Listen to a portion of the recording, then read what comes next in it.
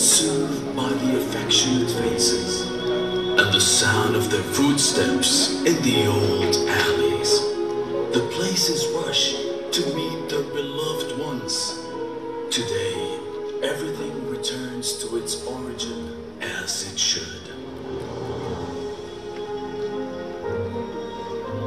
The worshippers celebrate the rose of all cities, Jerusalem. Today, the gates of the heavens open, and the faces glow as they touch the purest soil on the traces of past prophets and pray. Today, they see it far away, and we see it close. Thus is how humanity is extinguished and common heritage of mankind is destroyed in Jerusalem. The 1948 occupation of the western part of Jerusalem marked a crucial turning point in the modern history of Jerusalem and in the history of the Palestinian cause. Thus is how humanity is extinguished and common heritage of mankind is destroyed in Jerusalem. The 1948 occupation of the western part of Jerusalem marked a crucial turning point in the modern history of Jerusalem and in the history of the Palestinian cause. This section was about 84% of the total area of Jerusalem, which had been part of the mandatory Palestine until 15 May 1948, the date of the declaration of the establishment of the Israeli occupying state. This was preceded by the passing of Resolution 181 by the United Nations on the 29th of November 1947, also known as the Partition Plan for Palestine. The resolution divided territory, giving Jews 55% and Palestinians 44%, while the remaining 1% constituted Jerusalem and its environs, which were classified as international territory that was not subject to the sovereignty of any party to the conflict, but rather to an international trustee council. On 23 January 1950, the Israeli occupying power declared Jerusalem as its capital and decided to transfer the headquarters of the government, the Knesset, and other official institutions to the occupied western part. However, the international community rejected this step and did not recognize Jerusalem as the capital of the Israeli occupying power, in accordance with UN Resolution 181, which regards Jerusalem as international territory. This consideration later evolved into a view that the final status of Jerusalem would be resolved through negotiations between the parties to the conflict, rather than through unlawful, unilateral steps. In this regard, it should be noted that the occupation of the western part of Jerusalem was accompanied by ethnic cleansing, where the entirety of the Palestinian population was expelled, and about 38 Palestinian villages were demolished.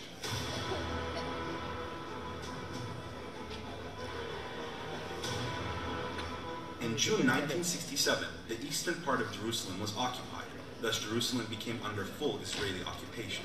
Since then, the Israeli occupying power has been working to achieve the main goal of turning Jerusalem into a Jewish-dominant capital that has all the characteristics of Judaism, disregarding the demographic, historical, and legal realities. The occupying power has adopted two courses of action to achieve this goal. First, displacing as many of the original Palestinian residents of Jerusalem as possible, replacing them with as many settlers as possible to make the Jewish population an absolute majority in Jerusalem. Second, distorting Islamic, Christian, and historical landmarks in an attempt to build Jewish landmarks to suggest that Jerusalem is a Jewish city in terms of architecture and construction. We take a look at the most notable Judaization policies pursued by the occupying powers in Jerusalem. First, promoting settlement and increasing the number of settlers. Jerusalem has about 14 large settlements and hundreds of outposts, where some 220,000 settlers are living, about a third of whom are religious extremists. The occupation authorities have seized more than 26% of the area of Jerusalem for settlement construction. Second, confiscation of Palestinian land in Jerusalem. The occupying power has confiscated most of the Palestinian territory, leaving only 13% of the area of Jerusalem for Palestinian construction purposes. Third, demolition of homes. Since 1967, the occupying power has demolished approximately 4,000 homes in Jerusalem, displacing about 9,000 Jerusalemites.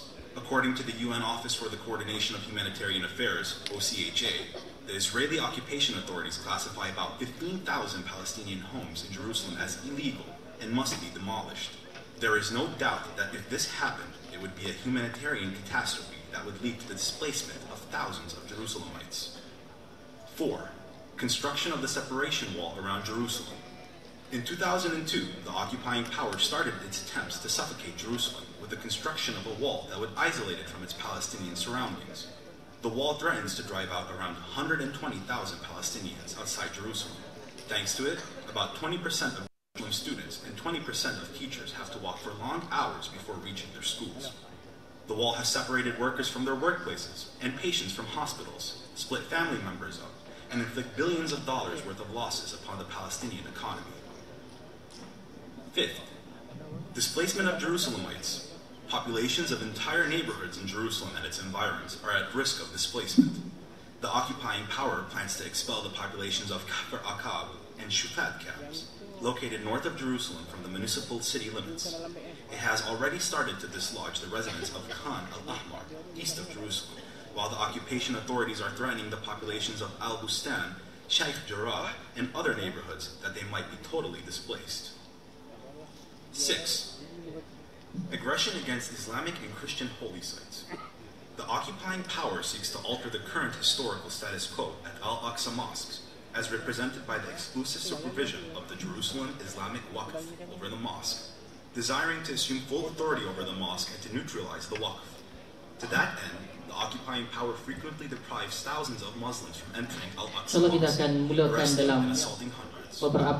With regards to Christian churches in Jerusalem, many have been repeatedly burned and damaged, and insulting phrases have been written about Jews and Christians.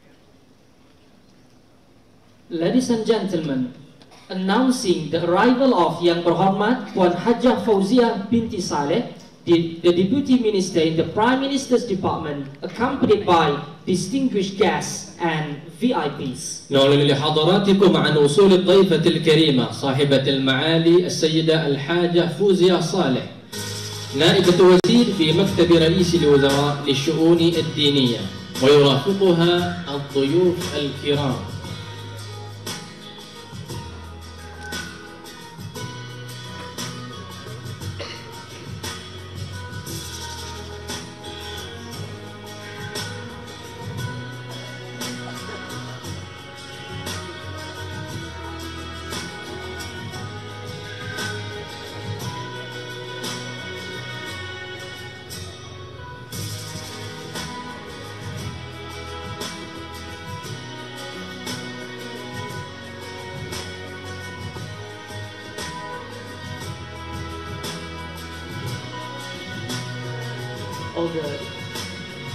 All the guests may be seated. تفضلوا بالجلوس.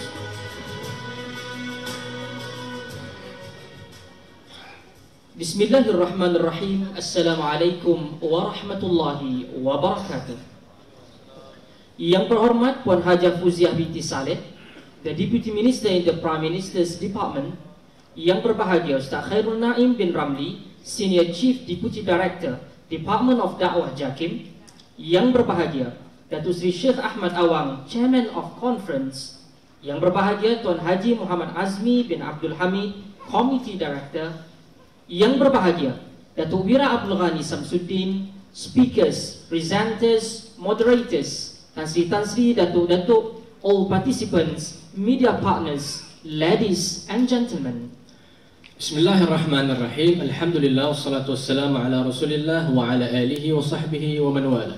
Assalamualaikum warahmatullahi taala wabarakatuh. صاحبة المعالي السيدة الحاجة فوزية صالح، نائبة وزير في مكتب رئيس الوزراء للشؤون الدينية، الأستاذ خير النعيم بن رملي كبير مساعد مدير بشعبة الدعوة جاكيم، صاحب السعادة داتو سري الشيخ أحمد أوام رئيس المؤتمر، صاحب السعادة السيد الحاج محمد عزمي عبد الحميد المدير التنفيذي للمؤتمر، الداتو ويرا الأستاذ عبد الغني شمس الدين، المتحدثون، رؤساء الجلسات، أصحاب السعادة، تنسري داتو سري، زملائنا الإعلاميين، سيداتي سادتي آنساتي، الحفل الكريم. Welcome to closing ceremony of Asian plus NGOs Conference in Defense of Baitul Maqdis and Masjid Al-Aqsa 2019. أهلا وسهلا ومرحبا بكم في حفلة اختتام لمؤتمر آسيان والمنظمات غير الحكومية للدفاع عن القدس والمسجد الأقصى لعام 2019.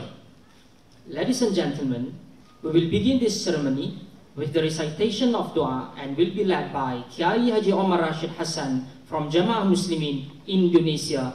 Please welcome. أيها الحفل الكريم، دعونا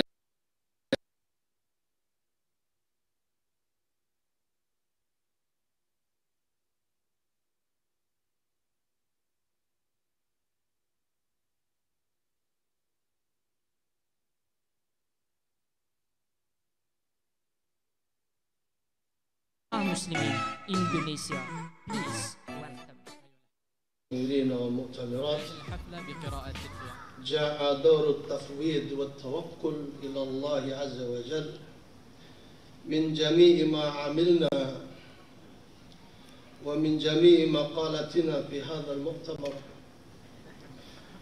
ومن أحسن وخير ما فوضنا وتوكلنا إلى الله ألا وهو بالدعاء. فهيا بنا ندعو الله عز وجل بخليص قلوبنا، فعسى الله أن يسمع ويجيب جميع دعوتنا. بسم الله الرحمن الرحيم. الحمد لله رب العالمين، وصلى الله على نبينا محمد وعلى آله وصحبه أجمعين. اللهم انصر إخواننا المجاهدين في سبيلك في غزة وفي فلسطين وفي ميانمار وفي أويغور وفي نيوزيلاند. اللهم أعز الإسلام والمسلمين وأذل الشرك والمشركين ودمر أعداء الدين وانصر عبادك الموحدين. اللهم اغفر لنا ذنوبنا ولوالدينا وارحمهما كما ربيانا صغارا. اللهم اغفر للمؤمنين والمؤمنات والمسلمين والمسلمات الأحياء منهم والأموات.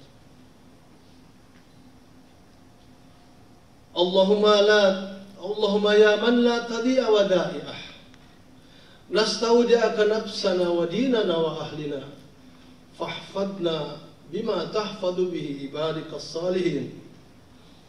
اللهم إنا نعوذ بك من الفتن ما ظهر منها وما بطن، من بلدنا هذا خاصة ومن بلدان المسلمين عامة يا رب العالمين. اللهم آمنا في أوطاننا واستعمل علينا وعلى سائر المسلمين في كل مكان وزمان من يخافك ويتقيك يا ذا الجلال والإكرام. اللهم إنا نسألك فعل الخيرات وترك المنكرات وحب المساكين، وأن تغفر لنا وترحمنا، وإذا أردت فتنة في قومنا فتوفنا غير مفتون. ونسألك حبك وحب من يحبك وحب عمل يقرب إلى حبك.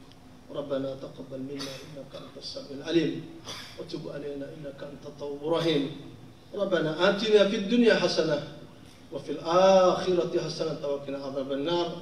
Wa sallallahu ala nabiyyina Muhammadin wa ala alihi wa sahbihi ajma'in. Walhamdulillahi rabbil alamin. Assalamualaikum warahmatullahi wabarakatuh. Waalaikumsalam warahmatullahi wabarakatuh. Thank you very much to Kiai Haji Omar for the dua. شكرا للفاضل كياي هادي عمر على قراءة الدعاء. Ladies and gentlemen, we will have a slideshow presentation about this two-day conference here in Auditorium Jakim Putrajaya, presented by organizing committee. والآن نعرض عليكم عرض المونتاج يلخص لنا كل ما جرى في هذا المؤتمر من الفعاليات والنشاطات خلال اليومين الماضيين.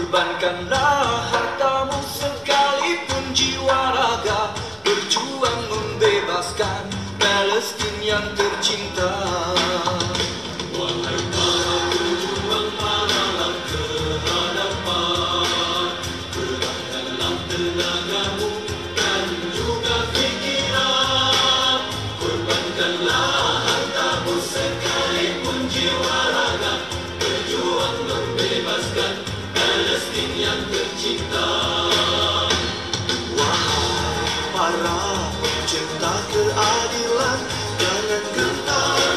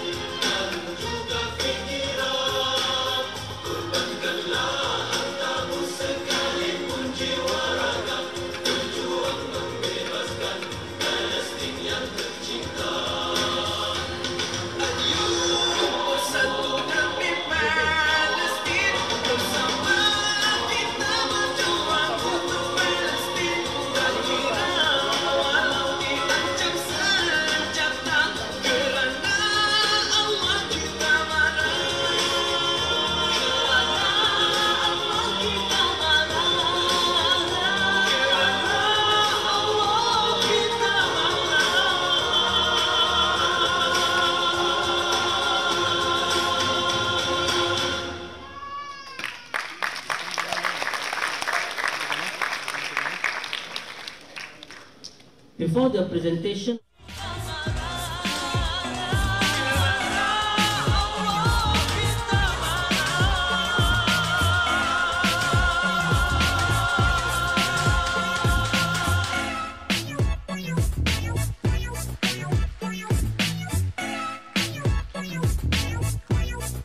the presentation of conference declaration, I would like to call upon Sheikh Bilal Said Sha'ban, General Secretary of the Tawheed Islamic Movement, Lebanon, to deliver his short remarks. As a representative of all participants, please welcome. والآن يشرفنا دعوة الشيخ بلال سعيد شعبان أمين عام حركة التوحيد الإسلامي يقدم كلماته بوصفه ممثلا لجميع المشاركين المؤتمرين، فليتفضل مشكورا.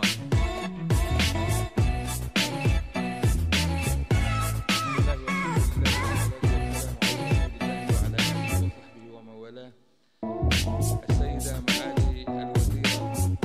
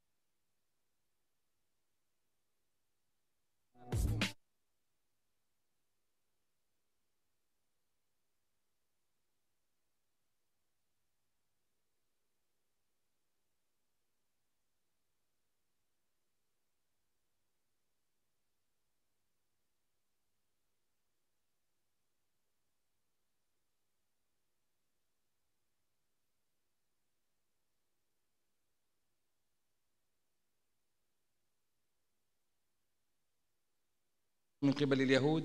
لذلك يجب أن نتكامل فيما بيننا وأن نسلك في درب حدده القرآن الكريم، وعندما قال وقاتلوا في سبيل الله الذين يقاتلونكم ولا تعتدوا، ولم يقل وفاوضوا.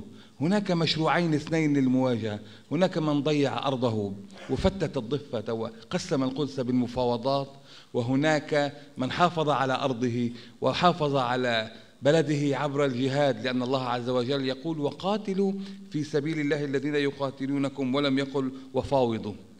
اليوم يبدو أن هناك جيل جديد قد استبدله الله تبارك وتعالى بكل تلك الأجيال، أجيال الهزيمة، وهو جيل الشهيد عمر أبو ليلى، ذلك الشاب المجاهد الذي فهم حقيقة الدين وفهم حقيقة العداء والولاء. فقد قرأ في القرآن الكريم إنما وليكم الله ورسوله والذين آمنوا الذين يقيمون الصلاة ويؤتون الزكاة وهم راكعون، فوالى أهل الإيمان وأهل القبلة. وعرف عدوه من خلال القرآن الكريم عندما قال الله عز وجل لتجدن أشد الناس عداوة للذين آمنوا اليهود والذين أشركوا. لذلك قام الشهيد عمر ليلى بالإعداد بما استطاع، ما طلع معه غير سكينة بطيخ الله يعينه، فهم حقيقة الدين وطبقه فأرعب بمفرده الصهاينة وآلمهم أكثر مما آلمتهم كل جيوش العرب. يبدو أن البديل الجديد اليوم لمشروع المقاومة هم أمثال عمر أبو ليلى، يمتلك موروث جيني سيدمر إسرائيل، وأهميته أنه مستقل وأنه ليس تابعا لأحد وليس مؤدلج وليس من النوع الذي يوضع تحت المراقبة الصهيونية، ولا تمتلك إسرائيل قابلية احتوائه وهو وأمثاله. وهذا يشكل معادلة جديدة بغاية الخطورة تؤسس لدخول عشرات الآلاف في مشروع الجهاد والمقاومة، ويشكل إضافة نوعية لكل جهادنا. لذلك أيها الإخوة الكرام، هناك مشروع جهادي يجب أن ينطلق، وهناك دعم يجب أن نقدمه لأهلنا وإخواننا في فلسطين لأنهم يقاتلون نيابة عن الأمة جمعاء. يجب أن يكون الدعم دعما جهاديا وماليا واقتصاديا وصحيا وإعلاميا وقانونيا، ويجب أن ننشر ثقافة الوحدة، ثقافة واعتصموا، ثقافة يعني الكثير أحيانا بعض الإخوة تحدثوا عن دور رجال الدين. أيها الإخوة الكرام، رجال الدين نوعان، هناك عالم هداية وهناك عالم غواية. عالم الهداية هو الذي يدلك كيف تلتقي مع أخيك ويحدد لك البوصلة، فيقول لك البوصلة هي صوب الصهاينة. وعالم الغواية هو الذي يدلك كيف تختلف مع أخيك وأين هي نقاط الاختلاف المذهبية، القومية، العرقية، القبلية. نحن ها هنا نشكل ربما عشرات الأعراق والألوان، ولكننا اجتمعنا على قضية واحدة. أيها الإخوة الكرام، نحن بتجربتنا في لبنان وفي فلسطين شعرنا بالعزة والكرامة عندما امتشقنا البندقية وقاتلنا العدو الصهيوني. في السابق كنا نخاف أن يصاب صهيوني في أي بقعة من بقاع الأرض لأن غضبة وردة الفعل الصهيونية ستكون علينا. اليوم بعد 25 أيار 2000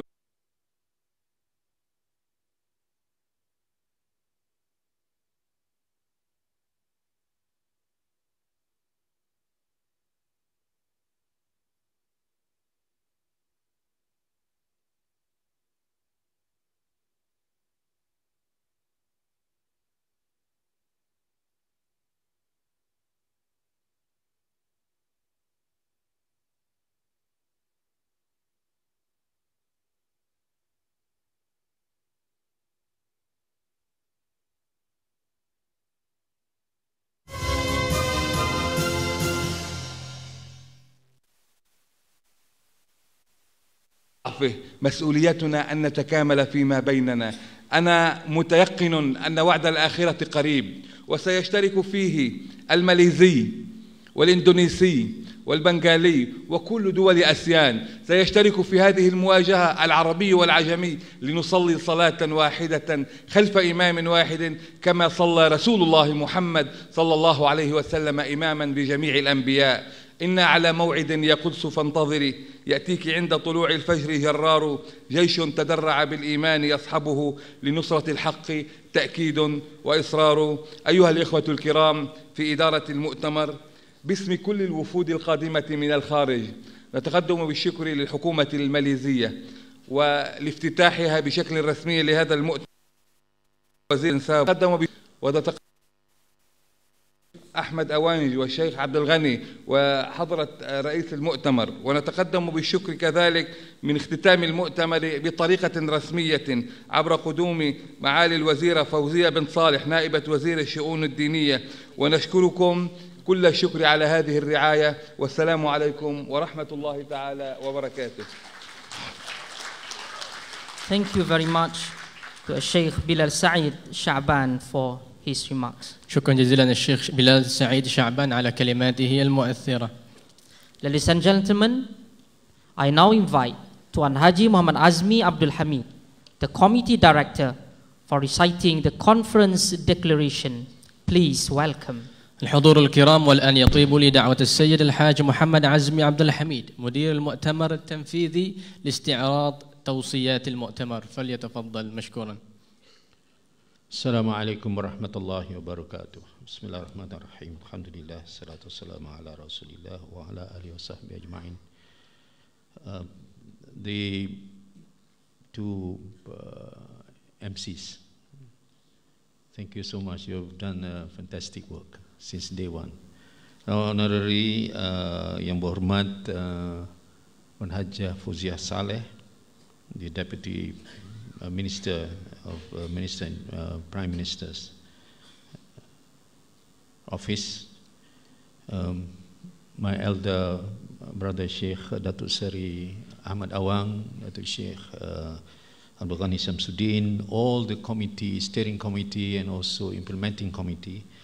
I'm now given the honor to read you what we call the Putrajaya Declaration. So bear with me for a few minutes.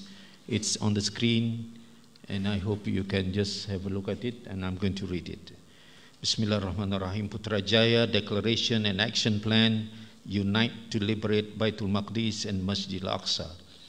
We, the delegates in the ASEAN Plus NGOs Conference in Defense of Baitul Maqdis and Masjid Al-Aqsa Al-Mubarak, today on the 24th of March 2019, hereby declare, reaffirming that Baitul Maqdis is the eternal capital of Palestine, and any move to change this status is totally unacceptable.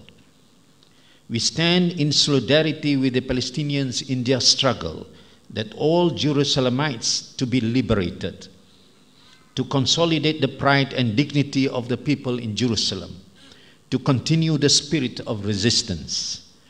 We reassert our full support to the people of Al-Quds in their needs and to assist them in their steadfastness to resist against their occupation and not to compromise with the Zionist regime.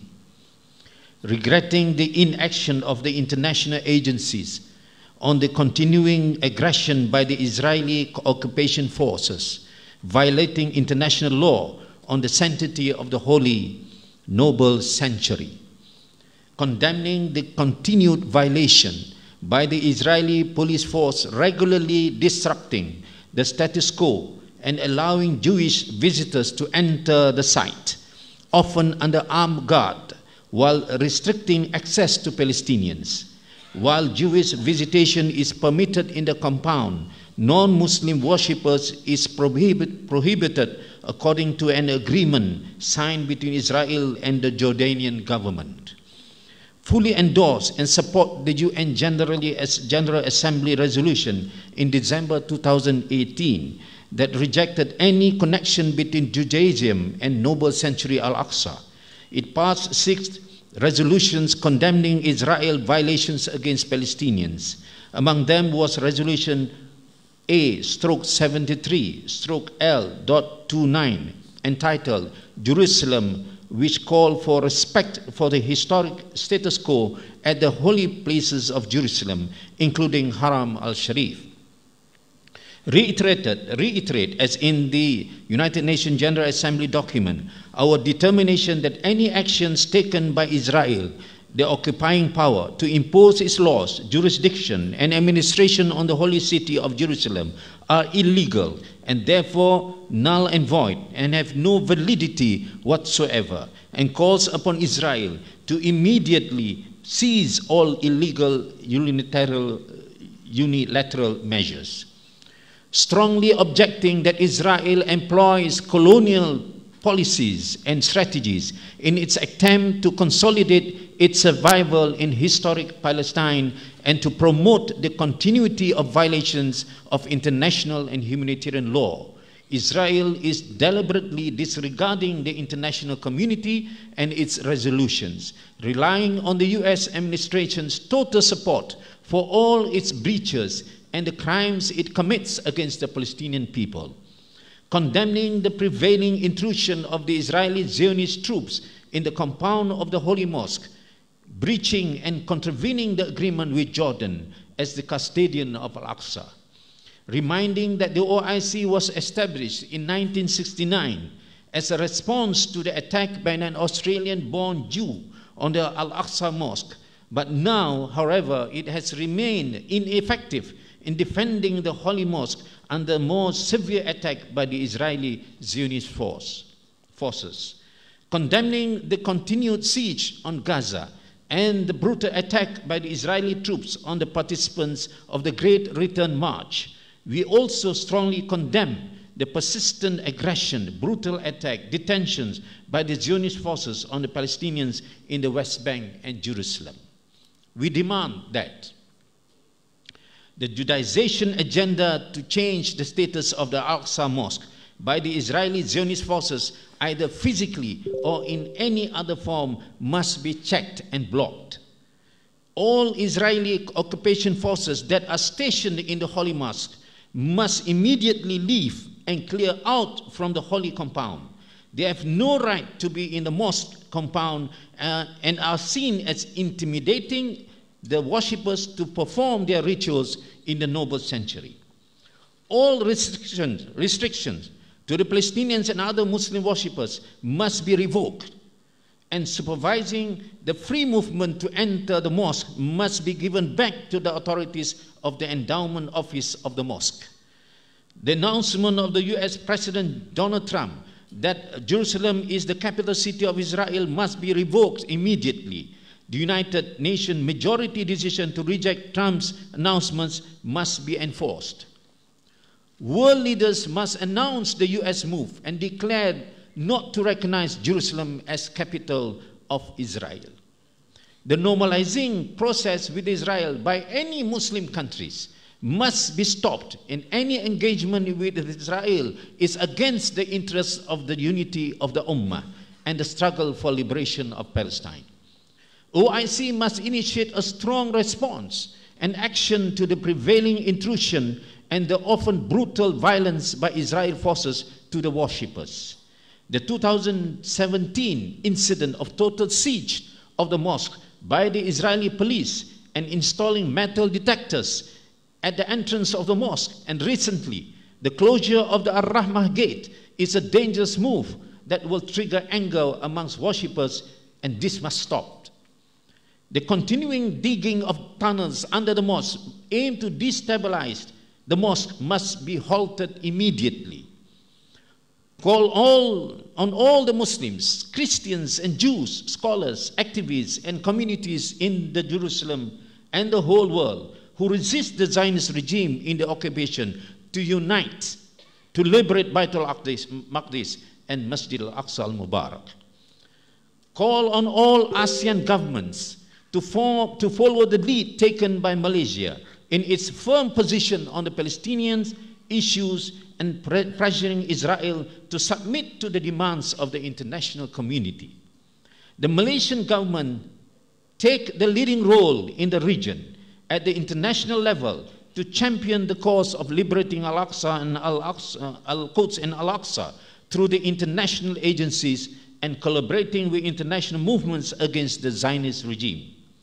Call on all Malaysian and ASEAN media to play an effective role to give more prominence on the Al-Quds and Masjid al-Aqsa, and in giving a true narrative of the situation on the ground in the Holy Land and the Holy Shrine.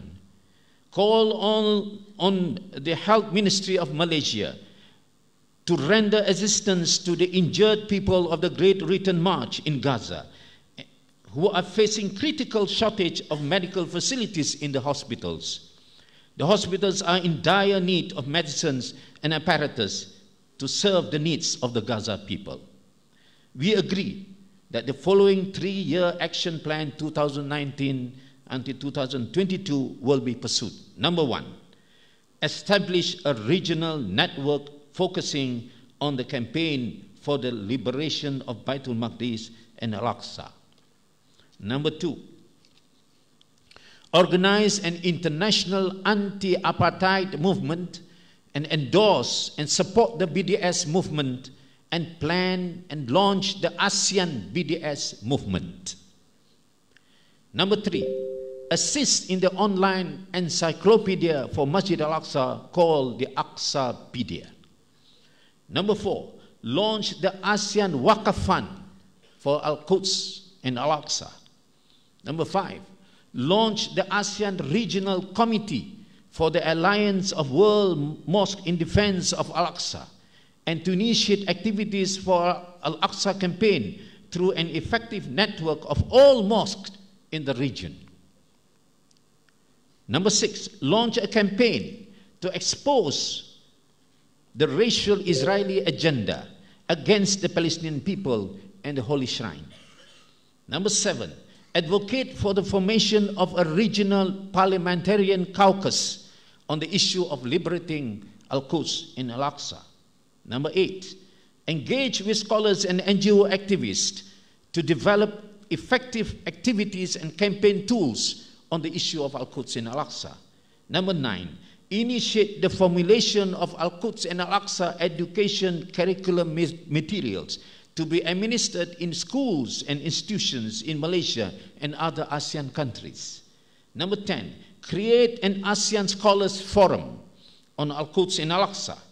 Number 11, initiate a joint regional media working group to update authentic news on Al-Quds in Al-Aqsa. Number 12, create a forum for all Al-Quds and Al-Aqsa volunteers to become active members to participate in campaigns and mass mobilization. The young generation will be drawn in to become future inheritance to the Palestinian struggle. Number 13, deliver the Putrajaya Declaration to all international agencies, the United Nations agencies, OIC, ASEAN, NATO, Arab League, and the press for immediate response. And the last one is establish a special secretariat to follow through all actions for Al-Quds and Al-Aqsa campaign. Honorary Deputy Minister, this declaration was drafted by a team, and we hope that this will be another point of history. We would like to extend our appreciation to the Prime Minister's office and also to the Prime Minister, the Minister of the Prime Ministers in the Islamic Affairs, led by Yang Berhormat Datuk Seri Dr. Mujahid Yusuf Rawa, and also the Deputy Minister Yang Berhormat Hajah Fuzia Saleh, and all the team of JAKIM. They have been very helpful. We thank a lot for giving us facilities of this hall, and we were accommodated at the Institute Latihan Islam Malaysia. It was a very beautiful collaboration. But as I've already spoken, aside from this declaration and the action plan, the post-conference is much more difficult. And therefore, we appeal to the Deputy Minister, who will then extend to the Minister and also the Prime Minister, that we have to do a lot more.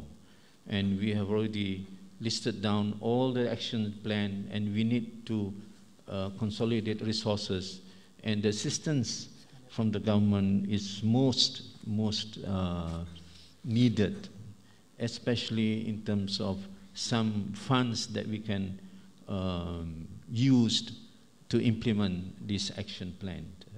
But all in all, I think all of us would need to sacrifice, and I think this declaration will become a Malaysian declaration, and we hope the parliamentary session that is going on now, this declaration also will be forwarded to all the MPs of the Malaysian Parliament, and we will also extend to the other countries, although now today the Thai people are voting for the government, so you don't know which government is coming up, so you hold on this declaration. Thank you very much. Assalamu alaikum warahmatullahi wabarakatuh. Thank you very much to Yang Berbahagia Tuan Haji. And now, I would like to invite Yang Berhormat Puan Hajah Fuzia binti Saleh, the Deputy Minister in the Prime Minister's Department, to officially receive the conference declaration document from Datuk Seri Sheikh Ahmad Awang, Chairman of Conference, accompanied by Tuan Haji Muhammad Azmi Abdul Hamid. والآن يطيب لنا دعوة رئيس المؤتمر دكتور السري الشيخ أحمد أوان، ويرافقه الأستاذ السيد محمد عزمي عبد الحميد لتسليم توصيات المؤتمر للسيدة الحاجة فوزيا صالح.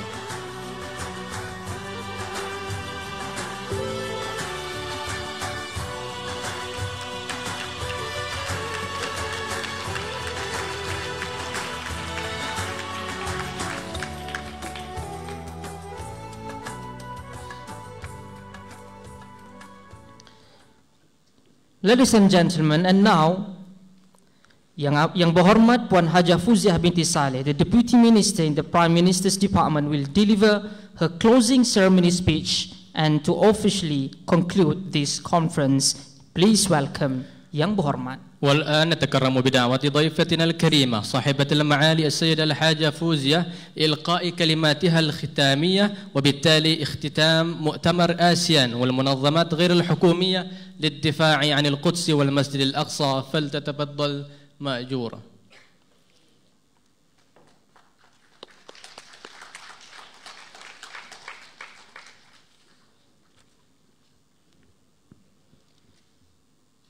Bismillahirrahmanirrahim. Assalamualaikum warahmatullahi ta'ala wabarakatuh. Alhamdulillah. Alhamdulillahi rabbil alamin. Wassalatu wassalamu ala asrafil anbiya'i wal mursalin wa ala alihi wa sahbihi ajma'in. Yang berbahagia Datuk Seri Ahmad bin Awang, Chairman of Conference. Yang berbahagia Ustaz Hairul Naim bin Ramli, Deputy Assistant Director, Department of Dakwah, JAKIM. Yang berbahagia Haji Muhammad Azmi bin Abdul Hamid, Director of the Implementing Committee and the President of MAPIM. Yang berbahagia Datuk Wira Syekh Abdul Ghani bin Samsudin, Chairman Assembly of Ulama of Asia. Honorable speakers, distinguished guests, local and international NGO members, and respected Tan Sri, Puan Sri, Datuk-Datuk, Datin-Datin, brothers and sisters. Alhamdulillah, we thank Allah that we are able to gather today for the closing ceremony of the ASEAN NGO Plus in defending Baitul Maqdis and Masjid Al-Aqsa. We are thankful to Allah subhanahu wa ta'ala because we are here in a peaceful country and where peace is taken for granted. And it is an important occasion for us to remember our brothers and sisters and children in the occupied land of Al-Quds and Al-Aqsa. Here, children take for granted that schooling is an everyday activity. Hospitals are available when you're sick. But in the occupied land of Palestine, our children don't know whether the schools that they go to will be there the next day. Here, our children plan for the future, whether they want to be a doctor or a teacher or whatever occupation that they want to be one day. But there, we don't know whether our children will survive to be an adult, whether they can lead normal lives, to have families, to have jobs, and to live a life like any other normal human beings in other parts of the world. That is why this conference is very important as a starting point for the way forward. I listened to this declaration, and this declaration indeed is something which is very, very challenging as a way ahead for the Muslim Ummah. However, nevertheless, it is something that has got to be upheld. We must uphold this responsibility. We cannot leave it to others, and we must take the lead. And it is in humbleness that I say this. I would like to take this opportunity to congratulate MAPIM, especially Tuan Haji Muhammad Azmi, for his continuous effort, for his unbending struggle in the face of such big challenge against the occupation of the Zionists in Masjid Al-Aqsa and Baitul Maqdis. I would also like to take this opportunity to say my sincere gratitude to JAKIM for assisting in every way possible. Alhamdulillah, we are a new government today. A government which is less than 1 year old. You are in the auditorium of JAKIM, and distinguished guests, you were accommodated in our training center and shuttled by buses, just to make your stay as comfortable as possible. Thank you very much to JAKIM.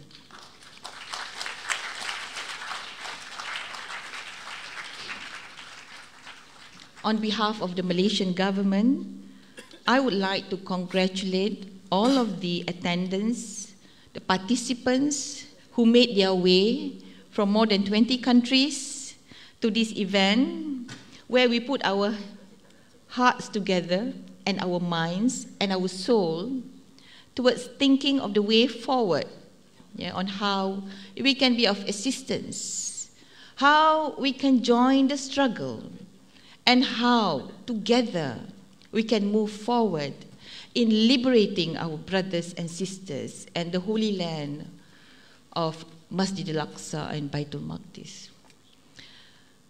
And may Allah give us strength, and may we be able to put all the ideas together in formulating the action plans. The building next door is where our office is. The Prime Minister's office in charge of religious affairs, Islamic religious affairs. And today, the Honorable Minister, Dr. Mujahid Yusof, is not able to be with us today because he is in Kedah, officiating one of our programs in Kedah. Nevertheless, he sends his salam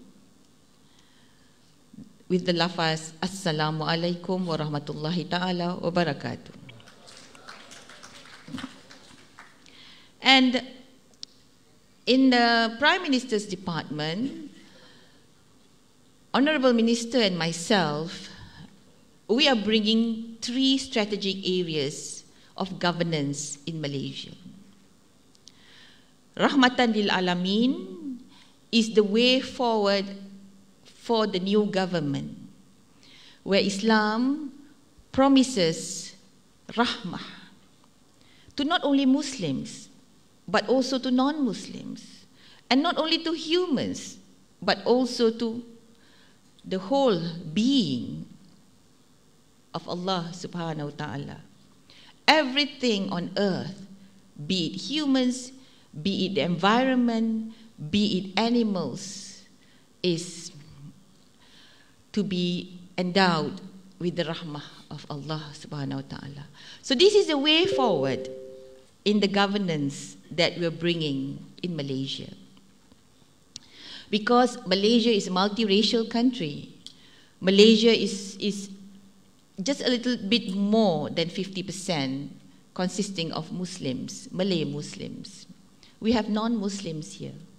And it's very important to govern Malaysia with a set of laws and a governance that can be accepted by Muslims and non-Muslims. Our federal constitution promises that Islam is the religion of the land. And however, the Muslims is proud to say that Islam is the religion of the land, but the non-Muslims can also practice their religion in peace and harmony. And that is our responsibility in the Religious Affairs Department of the Prime Minister's office. Therefore, in all of our Islamic institutions, we are bringing new ways of governance. For example, before this, when we give out zakat, we used to measure how many people receive zakat. But today, we are measuring how many people is brought out of the category of receivers of zakat. How many people are brought out from the category of asnaf. Not just about giving zakat, but bringing them out of poverty. That is our new way forward and the KPIs, where we are coming from. We are also empowering our institution of Waqaf, our institution of Islamic education, and the social economy of the Muslim Ummah. We are coming up with a master plan for the social economy of the Muslim Ummah in Malaysia. How we plan to bring out of poverty for the whole of the Muslim Ummah in Malaysia.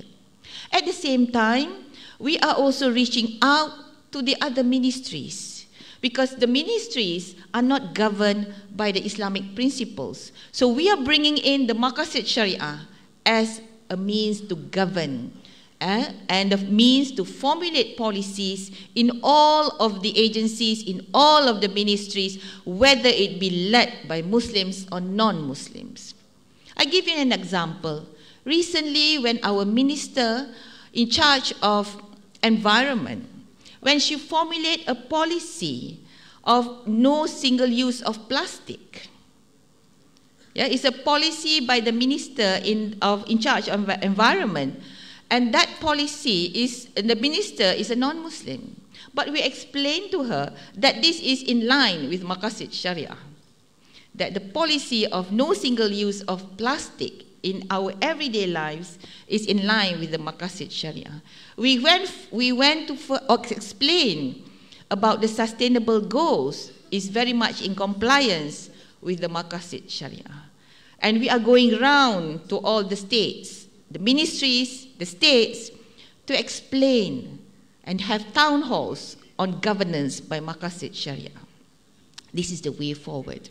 And inshallah, we hope that we will have a model where Malaysia will be able to lead the world in bringing this agenda of governance from the Islamic perspective, governance from Maqasid Sharia, as well as lead in the agenda for the Ummah.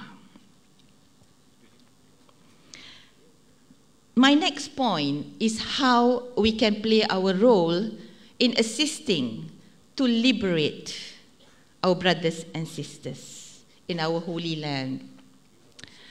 I read the Putrajaya Declaration. For many years, OIC have been given the responsibility of leading that. But I think it is time for the ASEAN Tiger, which is Malaysia, to rise up above and provide leadership in this area.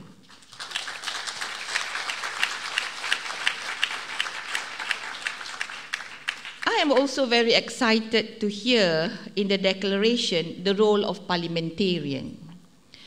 Because parliamentarian is one branch of the government. The legislative is one branch of the government. And the government is another branch, as well as civil society groups, where you're coming from, is also another force in effecting change. Parliamentarians in Malaysia, for the past 60 years, we have not had committees. We have not been in a direction where parliamentarians can play a major role. But inshallah, with the new government, I believe that the parliamentarians in Malaysia can play a role in bringing this agenda of liberating Baitul Maqdis and Masjid al-Aqsa.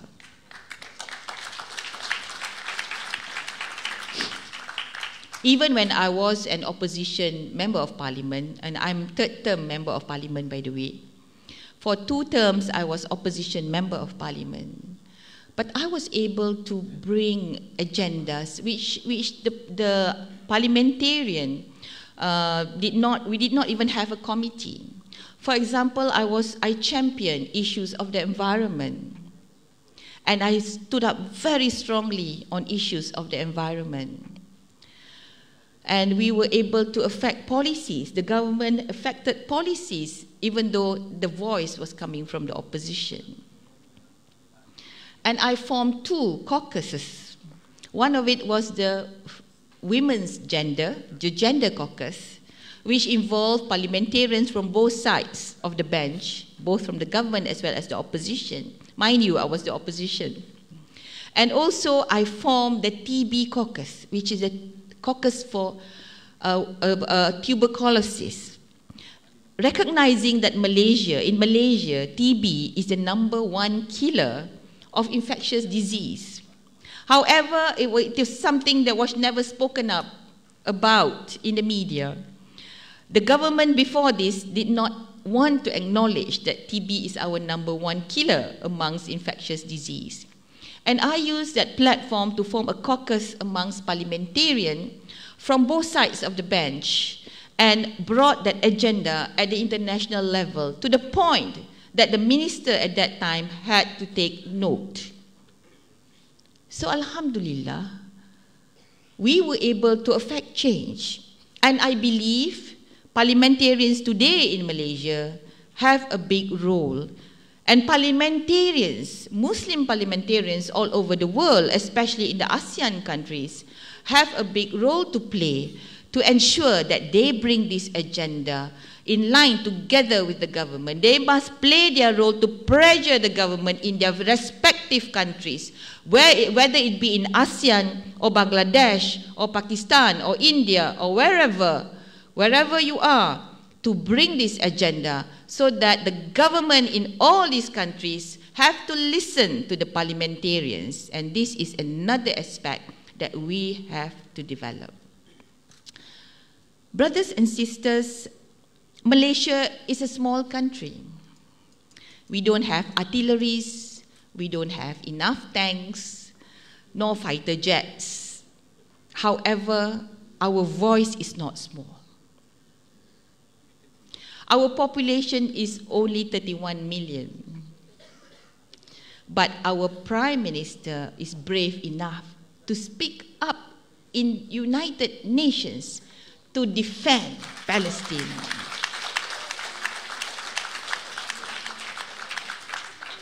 And it is that spirit that I bring with me today and to share with all of you, that we will uphold that struggle.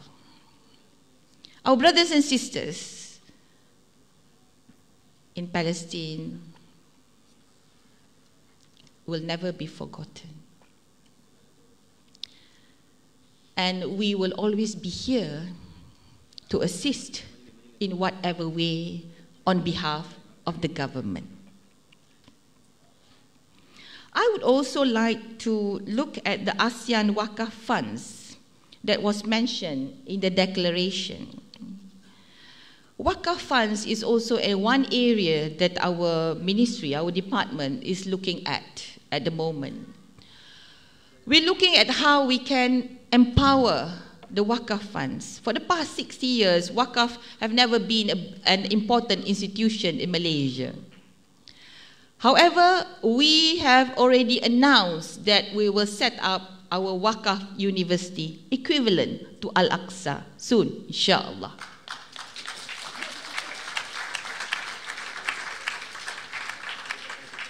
And under our Wakaf Foundation, we are looking at Wakaf hospitals all over the country. Inshallah, we will announce it soon. So what I want to say is that inshallah, if you need us, if you need me to be the face to assist you in the ASEAN Wakaf funds, we will be happy to do so, inshallah. We can be your ambassador. We can be your voice. We can be your face. And we can speak up on behalf of the pledge of our brothers and sisters and children in Palestine if you need us to. We will be very, very more than happy to do so, inshallah.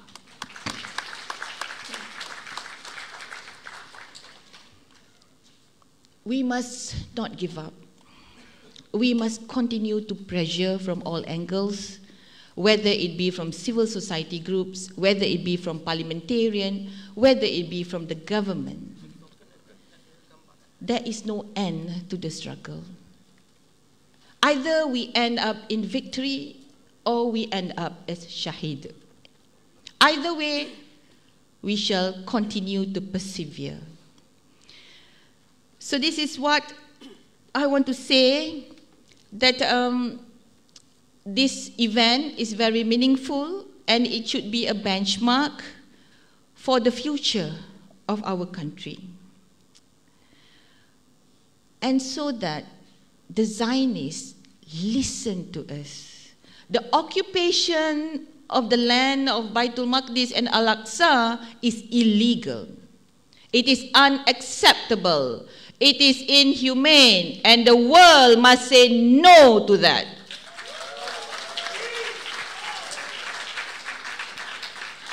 And we must never give up. We must stand in unity. We must hold our hands, brothers and sisters. We must not let little things divide us. We must not allow anything to come in between us and this struggle.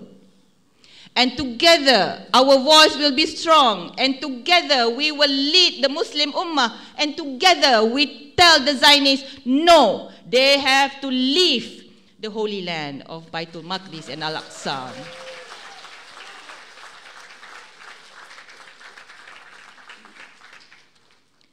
So with that, I congratulate everyone again, our brothers and sisters from the 26 countries, our distinguished speakers, the organizers, MAPIM, JAKIM, for assisting, and I assure you, we will continue to assist. And may Allah subhanahu wa ta'ala give us strength to continue, to persevere, and to be the leader of the Ummah in this struggle. Insha'Allah. With that, wabillahi taufiq wal hidayah. Wassalamu alaikum warahmatullahi ta'ala wabarakatuh. Waalaikumsalam warahmatullahi wabarakatuh. Thank you very much, Yang Berhormat Puan Hajah Fuzia binti Saleh, for a very inspiring speech. Thank you again. شكرا جزيلا لصاحبة المعالي السيدة الحاجة فوزي على كلماتها الختامية.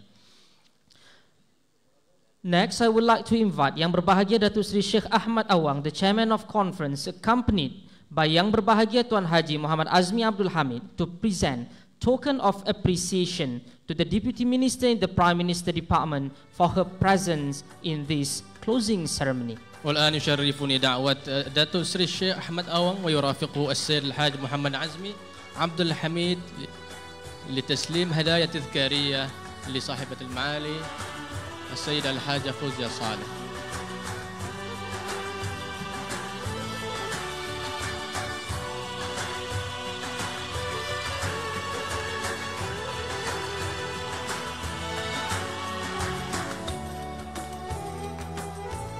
Thank you, Yang Berhormat Datuk Seri Ahmad Awang and Tuan Haji Muhammad Azmi. All moderators and speakers are now invited to be on the stage, joining Yang Berhormat Deputy Minister and distinguished guests for the photo session. والآن ندعو جميع المتحدثين ورؤساء الجلسات الصعود إلى المنصة للتصوير مع صاحبة المعالي وجميع الضيوف.